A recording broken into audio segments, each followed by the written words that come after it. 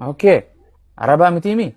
Akkasuma Islaama jechuun qubee afaan Arabaati. Afaan Oromooti miti. Afaan Oromooti Islaama jechuun takka way beektaa maaliif fayyadamtame Islaama jechuun jecha kana hin beektu. Afaan Arabaati. Yoo afaan Oromoo deebite nama fadha ofii dhiisee fadha waaqayyo raawwatu jechuudha. Si gaafadha. Yesuus Kiristoos fadha ofii raawwatamu fadha waaqayyo raawwata akka wangeelaatitti. Fadha waaqayyooti. Allaka kana jechuun Islaama jechuun akkasuma obboleessoo. Waan biraati Islaama jechuun kanuma. Islaamni rabbii malee waan gabbaru jechuudha. Waa takka Nabi Muhammad hin gabbaru, malaayikaa hin gabbaru, Yesuus hin gabbaru, Musee, Abrahaam hin gabbaru, haadha ofii abbaa ofii hin gabbaru goobasii kiyya. Ati eeshi atamma Yesuus tin amantu garuu ni jaalatta. Hin amantu ni amana.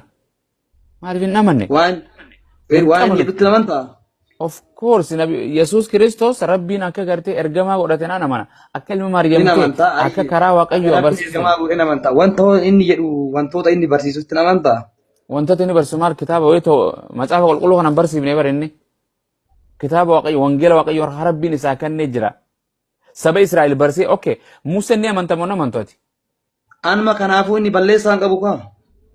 Yesuus balleessaa maal qaba? Namoota kana badii qaba. Inni natti amanaa jechuun ergamaa ta'utti amanta. Amma fakkeenya awwa natti amani boona dhugoomsitu jechuun ani Oromoo ta'uu natti amantu. Eeshi sitti amana naasa gadi jenneen. Guyyuma tokko Yesuus Kiristoos naasa gadaa jedheen beeku. Yalla amma akka amantaa Ortodoksiitti Yesuus qofa osoo hin taane Gabrieliin sagadan. Inna lillahi. Baay'ee barka sagannuuf mu. Maal si godha? La ilaha illallah. Maa kana rakkatan? No, amma fakkeenyaaf siin sobu taabota keenya hunda yoo deemu sagadee kufee kadhadha. Maal si godha? Taaboonni maali? Taaboonni waaqa? Mee aqlee tanaaf fayyadami. Waan siin jedhu waan si gaafadha. Namni bilbila kana tolche bilbila kanaan bilbilaan waliin haasa'uu jirraa miti? Yaa. Namni bilbila kana tolche sammuu fayyadame moo hafuura qulqulluu fayyadame? Sammuu. Ati sammuu ni qabdaa? Yaa. Itti ni fayyadamtaa? Yes. Yesuus Kiristoos guyyuma tokko taabotaaf sagadee? Sagadne. Maali duba sammuu akkamiin deemtati? Waan akkuma daaqoonni si godhu waan kan isaantu lafa kaayee obboleessa koo taabotaa sagaduu eenyuuf sagaduu Yesuus haadha isaatiif sagadeen beeku hin kabaja barattoota isaati ni kabaja. Amma fakkeenyaaf waan gartee sagada jedhamu kun bakka lamatti adda baati.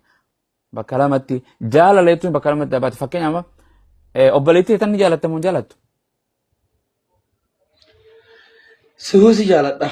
Gooba sana ni jaalatta waaqayyoo? Ni jaaladha. Jaalalatti jaabita waaqayyoo tan akkamitti adda baafta? Anaas ni jaalatta waaqayyoos ni jaalatta. Kamtu jaalala akkamitti adda baasta lapheedhaan? Si jaalala waliin uumamne. Akkas jaalala amma takkuma kaa waaqayyoos ni jaalatta abumuwaas ni jaalatta haadha mana kee ni jaalatta obboleettii ni jaalatta. Maal jettu jaalala jechuu jirta. Jaalalti Maariyaamii fi kan koo takkaa miti. Jaalalti waaqayyootii fi kan harmeeteetii takkaa miti goobasii kiyya miti.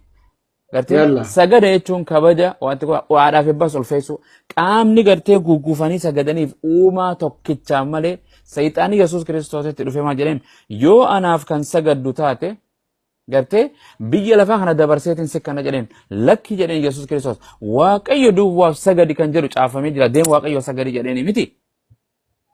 Sirree deekachuu hin namma. Akkasi kanaaf sirri dubbate isin waan taaboota 14 guurtanii sagaddaniif kanaan dhibe Museen hin sagadne. Amma nuti balleessa malee yookiin uummata kiristaanaa kana balleessa malee inni sirrii jechuudha. Eegaa kanaaf balleessa. Inni naa sagadaa hin jenne naa sagadaa hin jenne ani waan rabbiin kee jedhee isa isin jedhaa jedhe malee. Akkasi kaa fadha waaqayyo Yesuus bar karaa waaqayyo barsiisu ture obboleessa koo. Museen karaa inni sirriidha akka amantaa musliimaatti hin jaalattanii. Maa hin jaalana dirqama itti amannaa bar. Yoo Yesuus itti amanne islaaman taanu bar. Yoo Abrahaam itti amanne islaaman taanu bar. Laan arkaan islaamaa shananirra nabiyyoota raajoota rabbii hunda isaanii addamira ilaan kana Muhammad Yesuus hin dabalate amanuun dirqama ta'a. Ija tanaa fi ija tana Muhammad fi Yesuus addaan baaf. Waaqayyo tokkichuma san ergate jaarraa adda addaa keessaa dhufan. Fakkeenyaaf Itoophiyaan mallas bulchuu turee fi Itoophiyaan Hayilamaariyaam Milik Abiyyiin bulchuu ture Itoophiyaa tanaami. Eeyyet. Waaqayyoon Yesuusin erge Abrahaam erge Musee erge Daawit erge Salamoon erge raajoota 150 ergu ture Waaqayyo garagaraati moo tokkichuma sani. tokkuma akka keessanitti amma fakkeenya tokkuma inni tokkuma. Ayya. Daawwitiin ka'ee amma isin biratti eenyu fa'aa erge? Akka amantaa Waan Phaawulos hin ta'in hunda wangeela keessa jiru ergee jira Waaqayyoon.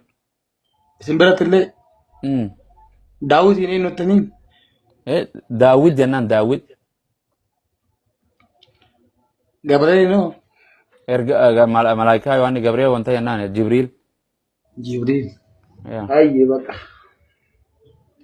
Amma ati maaltu islaamummaa hawaasa islaamummaa tanarraa maaltu gartee islaamummaa fudhachuudhaaf duuba si deebise?